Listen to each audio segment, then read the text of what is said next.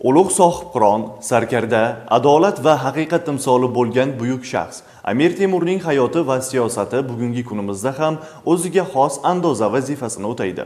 Negaki, o'z davridagi oqilona va odilona siyosati, adolat mezoniga yo'g'rilgan hayoti avlodlar tafakkuri uchun ma'naviy mezon bo'lib kelmoqda.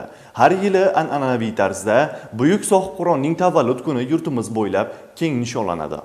Sana munosabati bilan Respublika Ma'naviyat va ma'rifat markazi Buxoro shahar bo'linmasi tashabbusi bilan Buxoro shahridagi 522-sonli harbiy qismda Amir Temur milliy o'zlikni anglash va adolat timsoli mavzusida ma'naviy ma'rifiy tadbir o'tkazildi. Ushbu tadbirda O'zbekiston Respublikasi Mudofaa vazirligi Jamoatchilik kengashi viloyat bo'limi mutaxassislari, viloyat mudofaa ishlari boshqarmasi faxriylar kengashi raisi o'rinbosari, Davlat xavfsizlik xizmati chegara qo'shinlari faxriylar kengashi raisi, Buxoro davlat pedagogika instituti dotsent va o'qituvchilari, ma'rifat targ'ibotchilari jamiyati a'zosi hamda Osiyo xalqaro universiteti talabalari ishtirok etdi.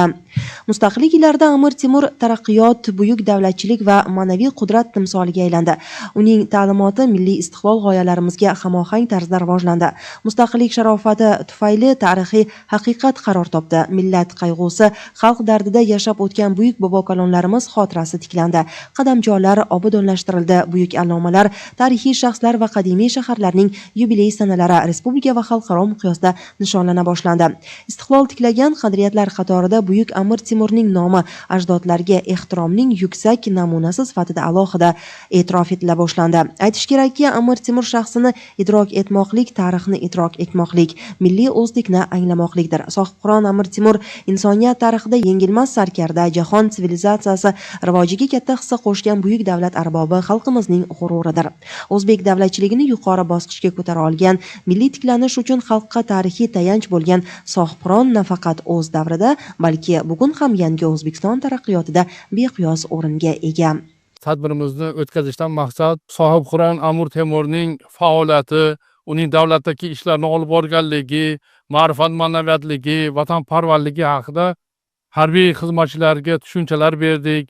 Mudofaa ishlari boshqarmasi bo'limlari tomonidan ushbu bularga lavhalar olib ko'rsatildi. Men o'ylaymanki, bu yoshlarimizga bu katta motivatsiya beradi. Hozirgi bo'layotgan tadbirda juda ham qiziqarli bo'lib o'tdi. Bu tadbirda men juda ham ko'p narsalarni bilib oldim. Amir Temurning diyonat, adolat va qat'iyatga boy hayoti haqida yoshlarga atroflicha ma'lumotlar berib o'tildi. Sohibqiron Amir Temur faoliyatining bosh tamoyili adolatga asoslanganligi, uning benazir aql zakovati va yuksak tafakkuri, o'z xalqining odob, axloq haqidagi qarashlarini mukammal bilgan inson bo'lganligini ko'rsatadi. Amir Temurning adolatga yo'g'rilgan hayoti, uning yaratgan asarlari bugun yosh avlodning dunyoqarashini yuksaltirishda, ma'nan yetuk, barkamol va adolatparvar yoshlarni tarbiya etishda ko'prik vazifasini o'taydi. Tadbir so'ngida Osiyo xalqaro universiteti talabalari tomonidan buyuk sarkarda hayotidan sahna ko'rinishlari namoyish etildi.